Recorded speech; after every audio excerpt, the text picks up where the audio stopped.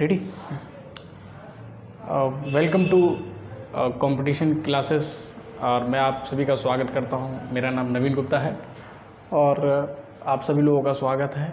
आज मैं current affairs की क्लास लेने जा रहा हूं, जिसके साथ आपका जीके और के कुछ क्वेश्चंस उसमें शामिल होंगे।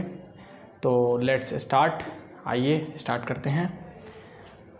सबसे पहले आपका never give up because great things take time. ठीक है, never give up because great things take time. आप कभी भी गिव अप मत कीजिए, क्योंकि जो आपकी सोच है, जो आपने सोच रखा है, महान जो सोच है आपकी, उसको पूरा करने में आपको टाइम की आवश्यकता होगी। तो आपको गिव अप नहीं करना है।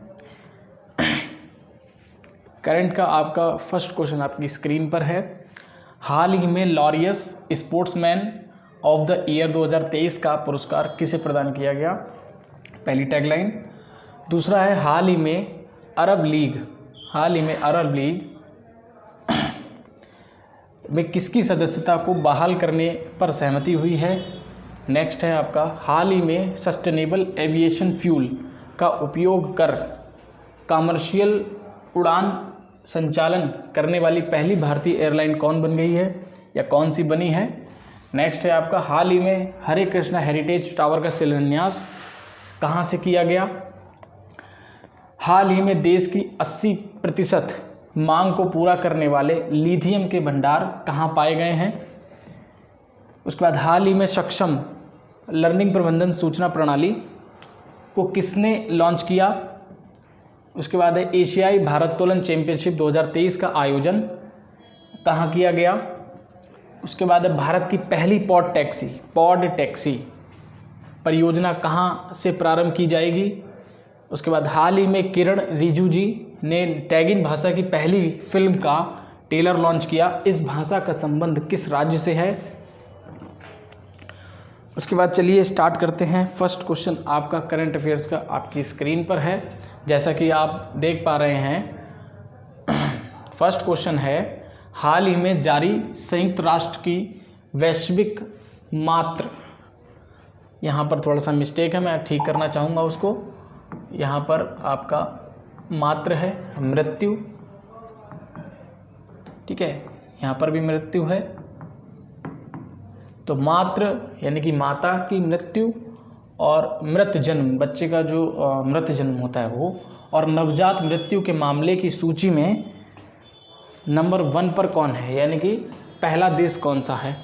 तो सबसे ज़्यादा आप चीज़ों को समझ पा रहे होंगे कि ये सूची जो है, ये जो आपकी सूची है यूएनओ द्वारा जारी की गई है। ठीक है, इसमें जो मातृ मृत्यु है, डिलीवरी के टाइम आपका जो मातृ मृत्यु है, प्लस आपका जो मृत जन्म है, बच्चे का जो जन्म होता है, मरा हुआ जो जन्म होता है वो, प्लस आपका नवजात मृत्यु। ठीक है, नवजात मृत्यु बच्चा होने के बाद जब मरता है तब।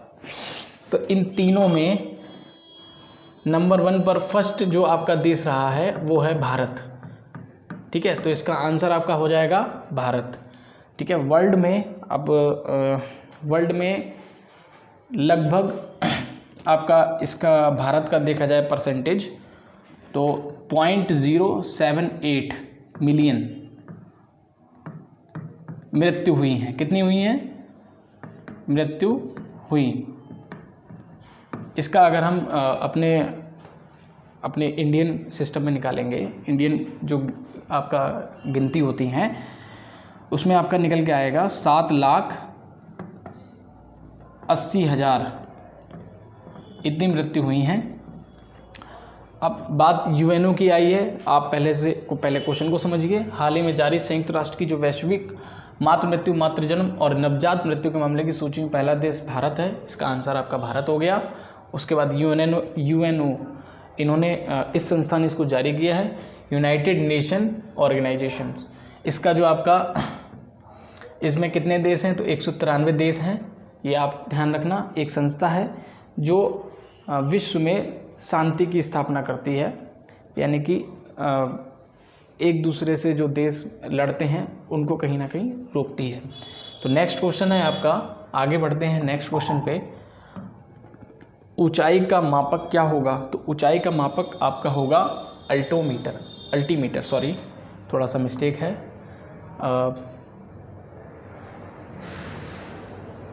ठीक है ना, हाँ, तो अल्टीमीटर ये इसका मापक है।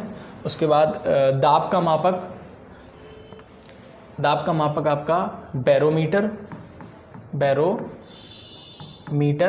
क्वेश्चन आपका एक इम्पॉर्टेंट है, एग्ज़ाम के व्यू पॉइंट से देखा जाए तो ये क्वेश्चंस ऐसे पूछे जाते हैं। गहराई का मापक आपका फैदोमीटर है, गहराई मापी जाती है फैदोमीटर में। और उसके बाद भारत में प्रेस फ्रीडम में भारत की रैंक क्या है? तो अभी आपकी जो रैंक है 161 है आउट ऑफ 180। 180 पे कौन है? अफ़गानिस्तान। कौन है? अफ़गानिस्तान है। अफ़गानिस्तान काबुल है, और अफ़गानिस्तान में ही आपका एक मूर्ति है बुद्ध जी की, बामियान जो है बुद्ध की मूर्ति। क्वेश्चन पूछेगा कि विश्व में सबसे ऊंची बुद्ध की मूर्ति या सबसे बड़ी, तो क्वेश्चन में आप स्प्रिंग ऑफ बुद्धा लगाएंगे। क्यों? क्योंकि ये पहले ये थी, ठीक है, इसे जो है तोड़ दिया गया था कुछ आतंकवादियों ने, इसे क्षति पहुंची थी। तो अभी ये ना होकर आपका स्प्रिंग ऑफ बुद्धा जो कि चाइना में है, वो विश्व की सबसे बड़ी बुद्ध की मूर्ति है। चलिए आगे चलते हैं। हैप्पीनेस इंडेक्स में भारत की रैंक 126 है, 126 भी रैंक है भारत की। पावर इंडेक्स में भारत 3rd नंबर पे आता है, ठीक है। 1st नंबर पे आपका हो गया USA, और 2nd पे हो गया रूस, और 1st पे आपका भारत, 3rd पे भारत है, 1st पे USA है, और 2nd पे रूस है। चलिए नेक्स्ट क्वेश्चन देखते हैं। उसके बाद है आपका क्वेश्चन, हाल ही में Laureus sportsman of the year 2023 का पुरस्कार किसे प्रदान किया गया? तो ये पुरस्कार जो है आपका लियोनेल मेसी को दिया गया है, ठीक है। क्यों दिया गया है? जो अभी आपका 2022 में जो फीफा वर्ल्ड कप हुआ था, फीफा वर्ल्ड कप, इसमें विजेता रहे थे आपका जो अर्जेंटीना थी, ये विजेता रही थी टीम, ठीक है। इसीलिए इनको ये दिया गया था। कहाँ पर हुआ था? तो ये आपका हुआ था कतर, दोहा। इसका आयोजन कहाँ हुआ था? तो कतर, दोहा में हुआ था। कहाँ हुआ था? कतर, दोहा, सॉरी थोड़ा सा मिस्टेक है, कतर, दोहा, ठीक है। नेक्स्ट क्वेश्चन है आपका, फीफा वर्ल्ड कप 22वें नंबर का ये कहाँ हुआ? अभी हम आपको लिखवा चुके हैं, कतर, दोहा, ठीक है। अंडर 17 महिला फीफा का आयोजन आपका हुआ भारत में, ठीक है। उसके बाद आंध्र प्रदेश का क्लासिकल डांस जो है आपका कौन सा है? तो आपका आंध्र प्रदेश का क्लासिकल डांस है कुचिपुड़ी, ठीक है। क्लासिकल डांस है, टोटल 7 हैं, ठीक है। नया, सबसे नया आपका जो क्लासिकल डांस है वो है सत्रिया। न्यू कौन सा है? सत्रिया है, याद रखना है इसको आपको। ये असम का है क्लासिकल डांस, ठीक है ना, ये असम का है और सबसे नया है। उसके बाद है भारत का न्यू हाई कोर्ट कौन सा है? तो अमरावती किसकी राजधानी है? किस राज्य की राजधानी है? तो आंध्र प्रदेश। किसकी राजधानी है? आंध्र प्रदेश की राजधानी है।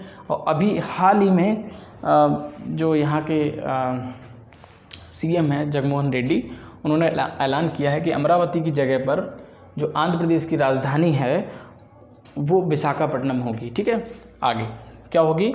विशाखापट्टनम, ये चेंज हो जाएगी अमरावती से, ये चेंज हो जाएगी। टोटल हाई कोर्ट कितने हैं? तो ये 25वां है। कौन से नंबर का है? 25वें नंबर का हाई कोर्ट है आपका अमरावती, आंध्र प्रदेश में। उसके बाद आंध्र प्रदेश से कौन सा राज्य टूटकर अलग होता है? तो आपका तेलंगाना। कब होता है? तो 2 जून 2014। और तेलंगाना की राजधानी आपका है हैदराबाद। क्या है? हैदराबाद। इसको भी ध्यान रखिएगा। उसके बाद है आपका सबरीमाला मंदिर किस राज्य में स्थित है? तो सबरीमाला का मंदिर जो है वो आपका केरल में है। ठीक है, केरल आपका सबसे क्वेश्चन पूछा जाता है, सबसे ज़्यादा शिक्षित राज्य आपका केरल है, बहुत ज़्यादा शिक्षित है। नेक्स्ट क्वेश्चन है आपका, हाल ही में अरब लीग में किसकी सदस्यता को बहाल करने पर सहमति हुई है? तो जो अरब लीग है आपका, अरब लीग जो है अरब देशों की एक संगठन है अरब लीग, जिसमें से सीरिया को फिर से शामिल किया गया है। ठीक है, सीरिया इसका आंसर सही है। 2011 में सीरिया को जो है सीरिया को अरब लीग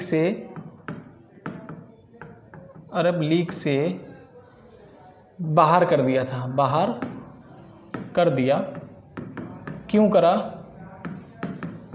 क्योंकि यहाँ पर गृह युद्ध छिड़ा हुआ था। इसी चक्कर में जब कहीं ना कहीं आपका आंतरिक विद्रोह होता है, आंतरिक विद्रोह जब होता है तो उस देश की जो पॉपुलैरिटी है कम हो जाती है और कहीं ना कहीं जो भी संगठन होता है उसको गलत ठहराता है। तो इनको अलग किया गया 2011 में। अभी 2023 में, लगभग एक दशक बाद 2023 में इनको फिर से शामिल किया,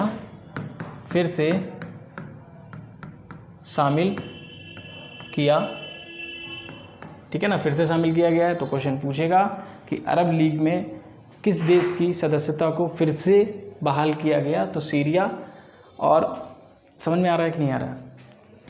क्लियर हुआ? उसके बाद है आपका नेक्स्ट क्वेश्चन, नाटो का जो नया देश मेंबर बना है वो कौन सा बना है? तो सबसे पहले तो नाटो एक आपका संगठन है, नॉर्थ अटलांटिक टेरिटरी। ठीक है, इसमें पहले देश 30 थे, अभी 31 हो गया है और 31वां देश बना है आपका फिनलैंड आपका 31वां देश बना है। क्लियर हो रहा है? ठीक है, नाटो। उसके बाद ये जो फिनलैंड है, झीलों का देश भी कहते हैं इसे। क्या कहते हैं? झीलों का देश। जब झीलों का देश आया है तो क्वेश्चन बताइए, नहरों का देश किसे कहते हैं? क्वेश्चन है आपके लिए, छोड़ रहा हूँ मैं, आप बताइए। उसके बाद एससीओ का नया सदस्य कौन सा राज्य बना, कौन सा देश बना है? तो एससीओ का देश बना है ईरान और ईरान की राजधानी है तेहरान। ठीक है, आप याद रखिए। नहरों का देश, मैंने क्वेश्चन पूछा नहरों का देश किसको कहते हैं? तो पाकिस्तान। किसको कहते हैं? पाकिस्तान में ही एक नमक की पहाड़ी, काले नमक के लिए फेमस है आपका पाकिस्तान। ठीक है, तो जो काला नमक जिस पहाड़ी पर पाया जाता है, क्वेश्चन पूछ सकता है कि पाकिस्तान किस पहाड़ी पर काला नमक पाया जाता है? तो उस पहाड़ी का नाम है सिलसिला कोए नमक। इस पहाड़ी का नाम है, आप याद रखिएगा। यहाँ आपको काला नमक मिलता है। क्या मिलता है? काला नमक, जो कि बहुत फेमस है, वर्ल्ड में बहुत जगह जाता है ये। उसके बाद एससीओ का नया सदस्य बना है आपका ईरान। इसका हेडक्वार्टर आपका संघाई में है। इसका हेडक्वार्टर अगर पूछेगा वो किधर है? संघाई आपका चीन में। ठीक है, क्वेश्चन पूछता है चीन की वाणिज्यिक राजधानी, तो ये वाणिज्यिक राजधानी है। मैं एक क्वेश्चन से आपको बहुत सारे क्वेश्चन रेडी करवा दे रहा हूँ, एक क्वेश्चन से कई सारे क्वेश्चंस। तो वाणिज्यिक राजधानी पूछ सकता है, चीन की वाणिज्यिक राजधानी या भारत की वाणिज्यिक राजधानी अलग अलग होती है। जो नॉर्मल आपका कैपिटल होता है, जैसे दिल्ली आपका भारत की कैपिटल है, ऐसे आप पूछेंगे भारत का वाणिज्यिक राजधानी कौन सा है? तो मुंबई। ऐसी चीन का वाणिज्यिक राजधानी संघाई है। संघाई में ही आपका एससीओ का हेडक्वार्टर है। नाटो का जो आपका हेडक्वार्टर है ब्रुसेल्स बेल्जियम में है। नाटो का किधर है? मैं यहाँ पर लिख देता हूँ नोट करके। नाटो का इसका जो हेडक्वार्टर है वो किधर है? ब्रुसेल्स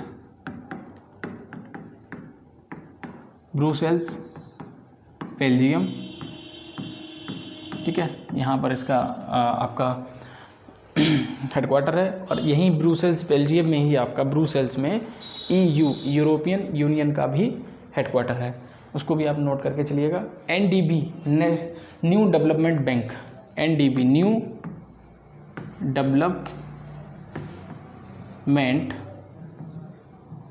बैंक, ठीक है, इसका जो नया मेंबर बना है, न्यू मेंबर,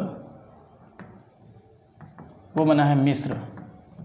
कौन सा देश बना है? मिस्र। मिस्र की राजधानी क्या है? काहिरा। और मिस्र में ही आपका नदी बहती है, नील नदी। नील नदी जो है, नील नदी का वरदान मिस्र को कहा जाता है। नेक्स्ट क्वेश्चन है आपका, नेक्स्ट क्वेश्चन है आसियान। आसियान का जो नया सदस्य देश बना है, नया देश, वो बना है आपका तिमोर लिस्ते। तिमोर लिस्ते, जिसकी राजधानी है दिल्ली। ये नया देश, इसका दिल्ली नहीं है, दिल्ली, दिल्ली, ठीक है ना, आदल्ला बीच में, दिल्ली तो भारत की हो गई। आपका तिमोर लिस्ते की राजधानी पूछ सकता है ऐसा क्वेश्चन कि आसियान के नए सदस्य तिमोर लिस्ते की राजधानी निम्न में से कौन सी है? तो तिमोर लिस्ट, दिल्ली आप लोग याद रखेंगे। पूरा बोर्ड भर गया। आगे चलते नेक्स्ट। उसके बाद आपका है नेक्स्ट क्वेश्चन है, हाल ही में सस्टेनेबल एविएशन फ्यूल का उपयोग कर कमर्शियल उड़ान संचालन करने वाली पहली भारतीय एयरलाइन कौन सी है? तो सबसे पहले तो ये सस्टेनेबल एविएशन फ्यूल होता क्या? सस्टेनेबल का मतलब होता है कि ऐसा प्रोडक्ट या ऐसा उत्पाद पदार्थ जो कि पर्यावरण को क्षति कम पहुंचाता है, यानी पॉल्यूशन को कम करता है लेकिन उतना नहीं करता है, ठीक है। अभी आपका जो जेट वगैरह होते हैं, एरोप्लेन या लड़ाकू विमान जो होते हैं, उसमें आपका जो यूज होता है उसको हम कहते हैं जेट फ्यूल। बहुत ओरिजिनल होता है एकदम, ठीक है। इसकी मात्रा को कम किया गया है, 100% की जगह पर 83% ये पड़ेगा, और आपका 17%, कितना परसेंट? 17% पड़ेगा SAF। समझ में आ रहा है कि नहीं आ रहा है? Sustainable aviation fuel. क्लियर हुआ कि नहीं हुआ? सस्टेनेबल एविएशन फ्यूल, उससे क्या होगा कि हम धीरे धीरे जो आपका फ्यूल है जो पॉल्यूशन करता है उसकी मात्रा को कम करेंगे, ठीक है। तो जैसा कि आप समझ में आ रहा है, तो अभी इसको स्टार्ट यानी कि इसको यूज़ करने वाला सस्टेनेबल